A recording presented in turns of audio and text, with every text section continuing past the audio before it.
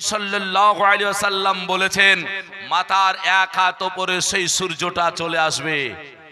একটু জোরে বলা যাবে না? কতটুকু বললাম? এক হাত উপরে চলে আসবে। আর সূর্যটার মুখ হবে 12টা। কটা? 12টা। সেই সূর্যের মুখ উপরে হবে না, একেবারে নিচে, এক হাত মাথার উপরে। তাহলে এক সূর্যের মুখে যদি এই তাপ সহ্য না করা যায়, 12টা সহ্য করা যাবে? এটাই ওয়াজ।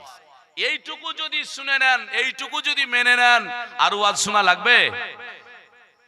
আর লাগবে না। এইটুকুই আমাদের ওয়াজ যদি আমরা মনে করি। আর যদি মনে না করি, সারা রাত কে রাত জীবন ভর ওয়াজ শুনে চলে যাব, আমরা নিজেরা পরিবর্তন হতে পারবো না। তাই পরিবর্তন হয়ে যান। যে 8টা পুলসিরাতের ধার পার হতে হবে 8টা আমল নিয়ে, এই 8টা আমলের একটা যদি কম